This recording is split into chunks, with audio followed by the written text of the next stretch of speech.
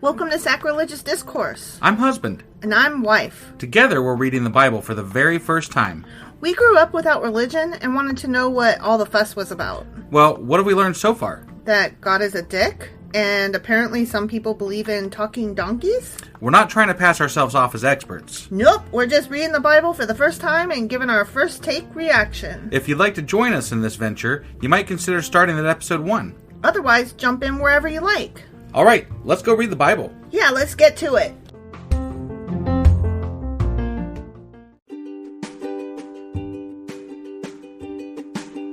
Hey wife, did you know that Anchor is sponsoring our show? Really? Don't we use Anchor to distribute our podcast on Spotify and Apple Podcasts? Yeah, and we are on just about every other platform available as well, thanks to them. Why do we use Anchor as our podcasting service? Well, they make editing and distributing our show a breeze. What if one of our listeners wants to start their own podcast? Then they should head over to anchor.fm or download the app to get started. Awesome! You guys should go do that right now!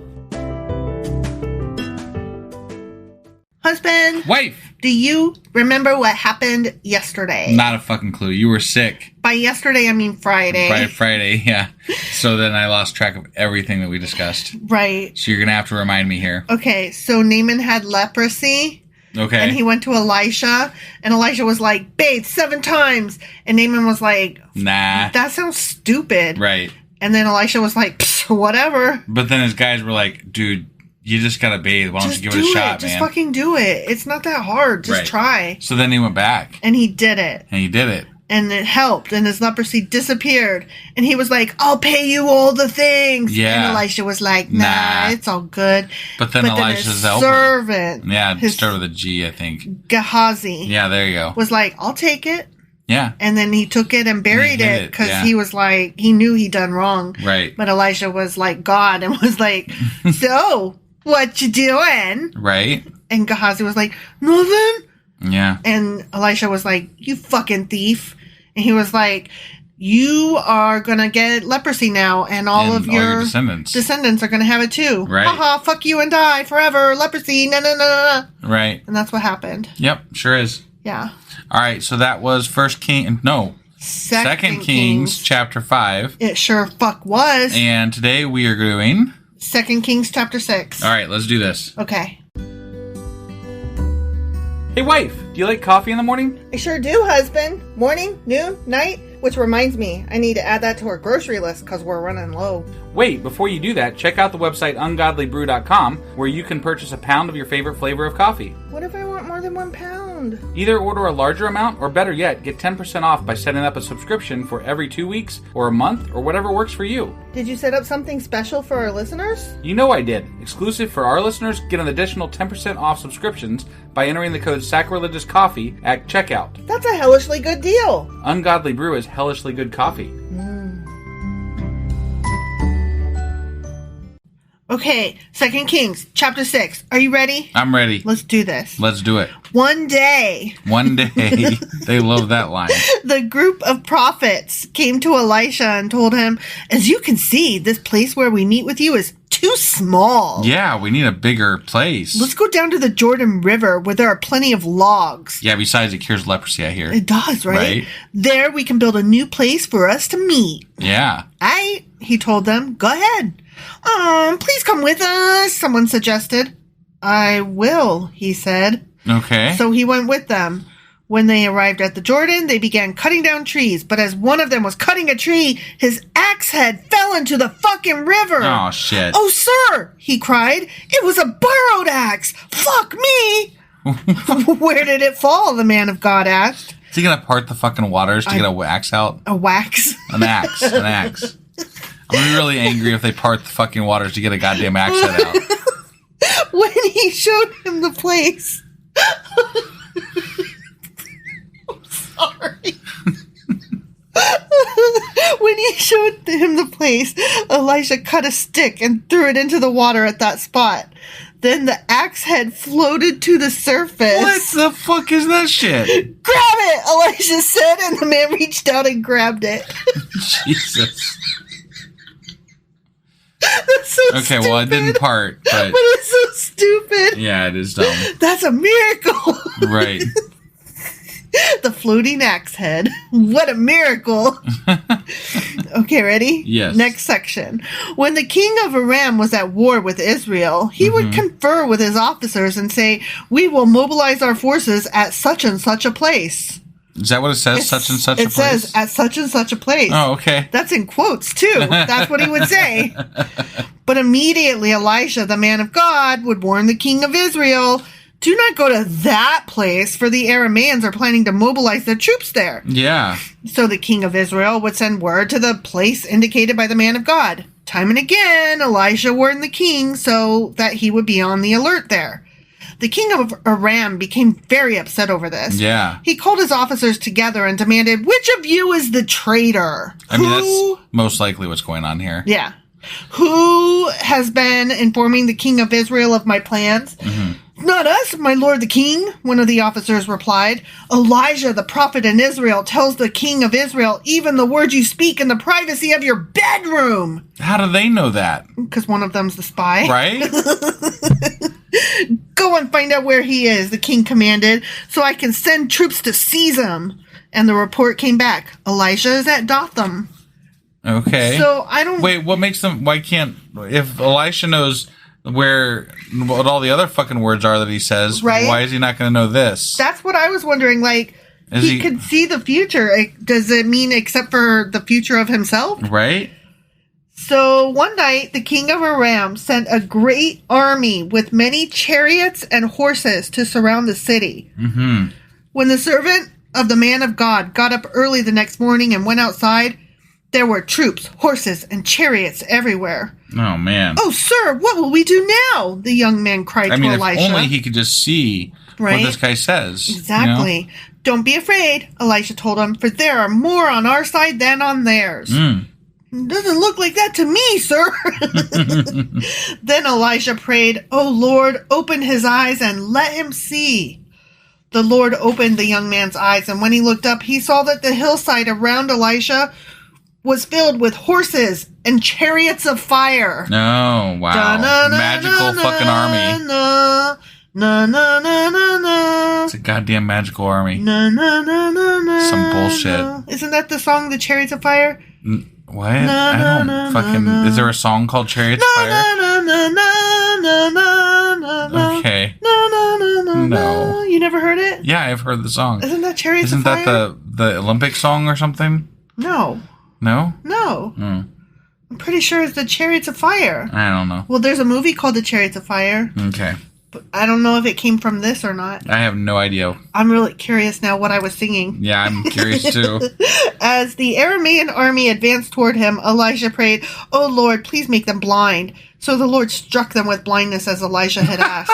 If you were going to ask God anything, wouldn't you just be like, can you make them not be against me? Can you make them, I don't know, go away? Yeah. Like, not dead necessarily, but like, go away. Maybe for their own sake, make them understand the like what God wants them to do, and then they all get to soften their hearts. Yeah, soften their hearts. Yeah, yeah. Stop fucking hardening their hearts, asshole. Make them love you. Right. And then they'll go away. Yeah.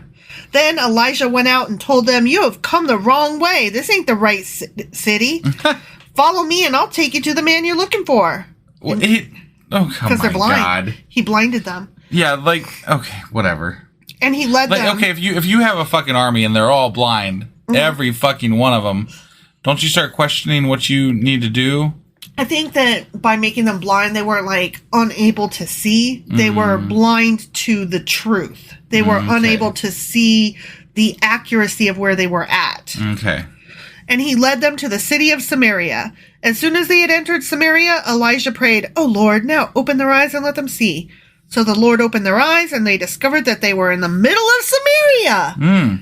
When the king of Israel saw them, he shouted to Elisha, "My father, should I kill them? Should I kill them?" "Of course not," Elijah replied. "Do we kill prisoners of war? Give them food and drink and send them home again to their master." So the king made a great feast for them and then sent them home to their master. Wait, they just treated the whole fucking army and then sent them home? Yeah, sure. That's ridiculous. After that, the Aramean raiders stayed away from the land of Israel. Was it ridiculous? It is ridiculous. I mean, the whole thing is ridiculous. Right. Like, it's just dumb. Like, the whole thing's dumb. You're so offended. Well, I mean, a whole fucking army walks into a town, and then the king's like, I guess we won't kill him. We'll just feed him, and then we'll send him home. I mean, okay, but the king is asking Elijah, who is a prophet. Yeah, but I'd take one look at Elisha, and I'd be like, dude, their whole army's here. Right, and Elijah's they can start fighting anytime, but we're going to feed them instead? Yeah, because Elisha's like, why murder if you don't have to? If you feed these guys, they're going to go home totally impressed, and that will, spread the word of how awesome we are. I guess. Sometime later, however, King Ben-Hadad of Aram mustered his entire army and besieged Samaria. As a result, there was a great famine in the city. The siege lasted so long that a donkey's head sold for 80 pieces of silver, and a cup of dove's dung sold for 5 pieces of silver. I don't even know what that means. Dove poop. I know, but what is those? I don't know what those prices mean. Well, the fact that dove poop sold for anything means a lot to me. That is a price in and of itself. True. One day, as the king of Israel was walking along the wall of the city, a woman called to him, "Please help me, my lord the king." He answered, "If the Lord doesn't help you, what can I do? I have neither food from the threshing floor nor wine from the press to give you." Yeah, but you told all the other people that they have like endless fucking oils and foods and shit. And maybe he's tired. He's resurrected people. He's like, I'm tired. I don't give a fuck. Stop asking me for help, everybody. That's what he's like. You can resurrect people. You can give food to this person. That's the way I see it. But then the king asked, "What's the matter?" She replied, "This woman said to me, 'Come on, let's eat your son today. Then we will eat my son tomorrow.' So we cooked my son and ate him. Then the next day I said to her, 'Kill your son so we can eat him.' But she has hidden her son." Wait, what? They're starving, so they were gonna... What? Don't you always kill your kids when you're starving? No. That never happened.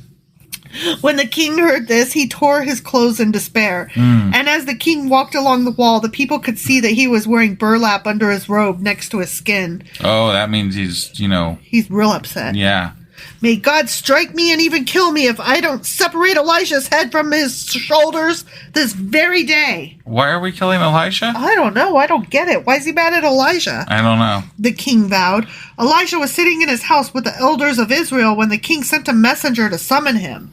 But before the messenger arrived, Elisha said to the elders, "A murderer has sent a man to cut off my head. When he arrives, shut the door and keep him out. We will soon hear his master's step following him." Okay. While Elijah was still saying this, the messenger arrived, and the king said, "All this misery is from the Lord. Why should I wait for the Lord any longer?" The end.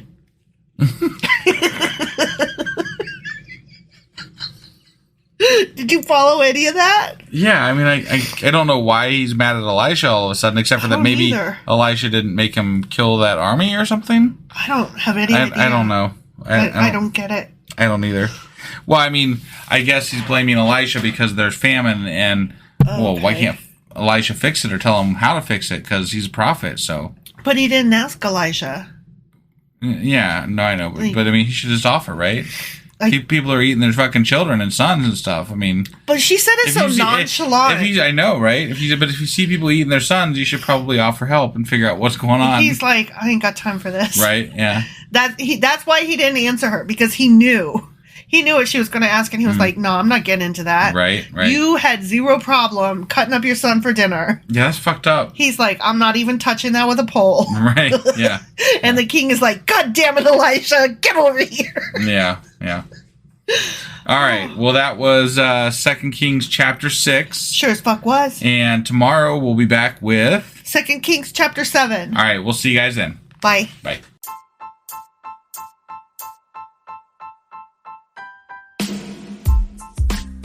Hey, wife. I guess that's the end? But husband, that's just sad. It doesn't have to be. We are on lots of social media platforms like Twitter. Our handle there is sacrilegious_D. For D's nuts. Oh my God. Stop doing that. Anyway, we're also on Facebook, Instagram, and Pinterest. There's a link to all of our social media sites at our website. Ooh, we have a website? Yeah, it's sacrilegiousdiscourse.com, where you can also find a link to our merch shop. We have a merch shop? Yep, we have podcast-themed clothing, mugs, notebooks, and more, as well as an atheist and science-themed products. Wow, our fans should really go check that out right now. Definitely. They can get in touch with us by sending an email to sacrilegiousdiscourse@gmail.com. But before they do that, we could really use some help. Oh yeah? With what? Well, it's not free running the podcast, and we need some financial support in order to get better equipment, which will free up time so we can concentrate on our podcast and our fans. Okay, so what should they do? Head over to patreon.com/sacrilegiousdiscourse and sign up as a contributor on our podcast. Supporters there receive additional bi-weekly episodes that we record just for our Patreon members for as little as $2 a month. Also, we'd really appreciate it if you would like and subscribe on whatever platform you're using. And Apple Podcast reviews help us out tremendously. Like and subscribe. Leave an Apple review. Join us on Twitter. Support us on Patreon. That's a lot of instructions. Don't forget to say thanks. Thanks. Okay, bye.